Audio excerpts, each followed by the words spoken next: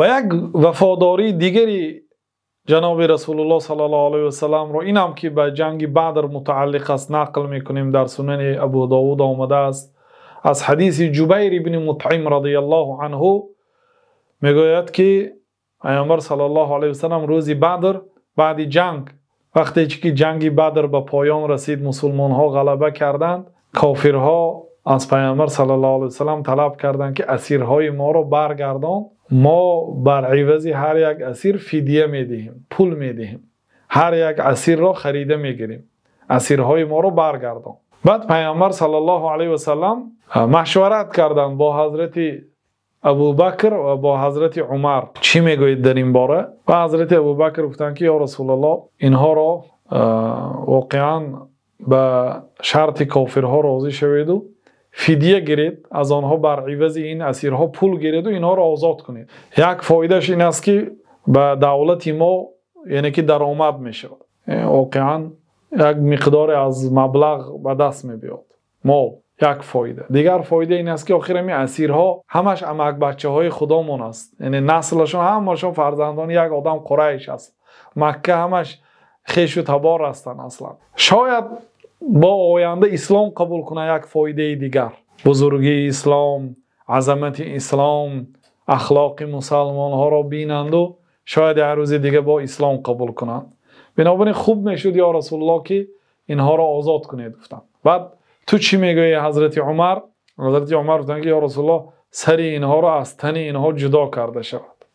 بعد همینجا بود که گفتن که ای ابوبکر، تو به ابراهیم و به عیسی علیهم السلام مانند هستی و تو ای عمر به موسی و نوح علیه السلام مانند هستی. گفتن یعنی به دو پیغمبر مانند کرده. اون پیغمبرهایی که حضرت ابوبکر را مانند کردن بزرگتر هستند از آن پیغمبرهایی که حضرت عمر را به آنها مانند کردند. حضرت ابراهیم از حضرت موسی افضل هستند و حضرت عیسی از حضرت نوح افضل هستند. و در یک حدیث پیامبر صلی الله علیه و سلم حضرت علی را به هارون مانند کرده هستند. آیا تو راضی نیستی که منزلت تو در نزد من به منزله موسی و هارون باشد؟ گفتم. خلاصه در این قصه بدر میبینیم که پیامبر صلی الله علیه و سلم به سخن حضرت ابوبکر رضی الله عنه عمل کردند، لیکن الله تعالی اجتهاد پیامبر صلی الله علیه و سلم را اعتراف نکرد. الله تعالی سخن عمر را اقرار کرد. یعنی باید پیامبر صلی الله علیه و سلم چیکار میکرد؟ آن اسیرها را میکشت. گفتم پیامبر صلی الله علیه و سلم به سخن ابوبکر، به مشورت ابوبکر در آمده اسیرها را داده، به عوضش فدیه گرفتند. الله تعالی نهی کرد، باید گفت آنها را نمیدادی و فدیه نمیگرفتی. این دلالت میکند که پیامبر صلی الله علیه و سلم حق اجتهاد کردن در شریعت را دارند. خلاصه در این جنگ بدر پیامبر صلی الله علیه و سلم وقتی که اسیرها را آزاد کردند و آنها پیش از آزاد کردنشان طلب میکردند که ای محمد بیا این اسیرها را به ما ده و ما بر عوضش پول میدهیم، و پیامبر صلی الله علیه و سلم بین ابوبکر و عمر مصلحت میکردند و در خلاصه نآمده بودند که همینجا یک باز وفاداری خدا را نشان داده. گفتند که لو کان مطعم بن عدی حیا ثم کلمنی فی اولاء النتن لاطلقتهم له. اگر مطعم بن عدی یعنی پدری جبیر بن مطعم، جبیر بن مطعم صحابه است لیکن پدرش کافر است، کافر گذشت از دنیا، 90 گذشته بود، 90 ساله اضافه بود، از دنیا گذشته بود. اگر مطعم ابن عدی زنده میشد، یعنی در بین شما کافرها امروز اگر زنده میشد و ثم کلمنی سانی سخن میکرد، میگفت که ای محمد همین اسیرها رو به من تیگ و دگر من هؤلاء نتنه، این شخصیت های صاحب بوی را، یعنی این بویناک ها را گفتن، اسیرها را، کافر که بود، لاطلقتهم له، بی پول میدادم به خاطر سخنی مطعم ابن عدی. ببینید وفاداری را. پیش از آنکه پیامبر صلی الله علیه و سلم به مدینه هجرت کنند به طائف رفته بودند، ترک مکه کردند.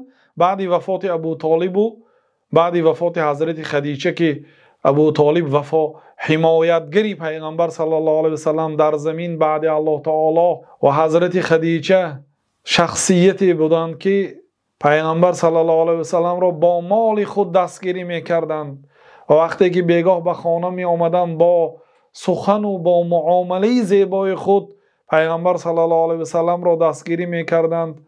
اینها از دنیا وقتی که گذشتند پیغمبر صلی الله علیه و سلم به سوی طائف رفتند که 70 کیلومتر از مکه یک شهری هست طائف. در آنجا بعضی خویشاوندانشان سرداران طائف بود و نزد آنها رفته خواستند که دین مقدس اسلام را از شهر طائف به دنیا پهن کنند.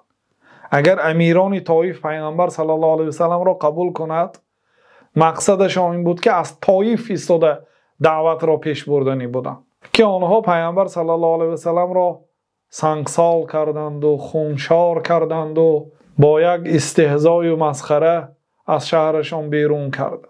بعد پیامبر صلی الله علیه و سلم خیلی دعاهای غمگینانه کردند که پروردگارا اگر بر این مصیبت هایی که بر سری من آمد غضبی تو نباشد فلا ابالی، من پروا نمیکنم، لیکن با وجود همین عافیتی تو آرامی و تنجی برای ما وسیع‌تر است، یعنی خوب است. خیر خلاصه در راه چندین کافرها مسلمان شد، حتی جینها مسلمان شد. الله تعالی همچون تسلیت گفت که اگر اهل زمین تو را قبول نکنند، مردم اگر تو را قبول نکنند، جینها به تو ایمان آورد. بعد از آن سفر آسمان تشکیل کرد، به سوی 7 قبض آسمان همراهی جبریل رفتند و اسراء و معراج شد. بعد همین حادثه همچون احترام و همچون اکرام، بعد این قدر غم و غصه های مشقت ها، خلاصه در وقتی بازگشت از طائف، وقتی که از حدود طائف به حدود مکه آمدند، اگر به مکه میدار آمدند، عادت این بود که پیامبر صلی الله علیه و سلم را مشرکان میکشتند. برای آنکه پیامبر صلی الله علیه و سلم مکه را ترک کردند، وقتی که بار دوم وقتی که وارد میشد آنها میکشتند. در همین جا مطعم ابن عدی همین موی سفید را واخوردند، گفتند که مرا تا خانه هم ببر، در جوارت گیر، در حمایت گیر. عربا هم خیلی یک عادت داشتن که اگر یک عرب یک انسان بیگانه را یا یک انسانی که مثلا حکمش قتل است اگر وای در زیر حمایش گیرد، دیگرها دست نمیرسانیدند. یا یک مهمان یا یک مسافر در زیر حمایش گیرد، دیگرها احترام اینو به خاطر آورده به جا آورده به او چیزی نمیگفتند. پیامبر صلی الله علیه و سلم از مطعم ابن عدی طلب کردند که تا خانه مرا بر. او گفت که من فقط تا خانه تا میبرم، به دوامش تو رو دیگه به کفالت نمیگیرم. اگر بعدی به خانه رسیدن تو رو به قتل رساند، یعنی از من نبین. پیامبر صلی الله علیه و سلم راضی شدند و تا خانه پیغمبر صلی الله علیه و سلم همین کافر مطعم ابن عدی برده بود. بنابراین پیغمبر صلی الله علیه و سلم پیش از جنگ هم مردم خاطر رسان کردند که اگر کسی مطعم ابن عدی را واخورد ببینید. این حادثه شاید 4-5 سال پیشتر شدگی است. جنگ بدر سال 2 هجری شد. پیامبر صلی الله علیه و سلم صف جنگ را راست کرده ایستادند، مردم را به جنگ نصیحت و آنها را قوت داده ایستادند. در همین جا همین مطعم ابن عدی و نیکی های همین را فراموش نکردند. گفتند که کدام شما اگر مطعم ابن عدی را واخورد غیر از نیکی دیگر معامله نکند. ببینید، یعنی به قتل نرسانید. یعنی بعضی علما میگن که این در جنگ کشته شد، کدام از اهل مدینه ندانسته به قتل رسانید. بعضی میگن که پیش از جنگ این از دنیا گذشته بود میگن. لیکن پیامبر صلی الله علیه و سلم شاید نمیدانست از مرگش. گفتن که یعنی همچون وفاداری اگر مطعم ابن عدی را کسی واخورد، از خودش به او غیر این یکی دیگر چیز نشان ندهد. گفتن ببینید وفاداری را به یک نیکی مطعم ابن عدی. با اینه بینید که بعد این که دانستن که مردگی هست، گفتن که لو کان مطعم ابن عدی حیا، اگر مطعم ابن عدی زنده می شد، ثم کلمنی فی هؤلاء النتنه، سپس برای من سخن میکرد که همین اسیرهای بدبوی را به من ده. گفته اگر سخن میکرد به خاطری مطعم ابن عدی بی پول میدادم. ببینید وفاداری را. ما باید در این قصه ها و از این حدیث ها عبرت گیریم. چه خیلی یک زن همراهی شوهرش 20 سال 50 سال 10 سال 2 سال زندگی میکند، به یک بالش سر میماند، در یک دسترخوان نشسته طعام میخورد، با همدیگر میخندد، در یک جا زندگی میکند، از نیکی های همدیگر برخوردار میشود. سپس وقتی که یک عملی میکند که به او ناپسند است، میگوید که ما رأیت فیک خیرا قط، من در طول حیاتم نیکی را ندیدم، این انکار نیکی است.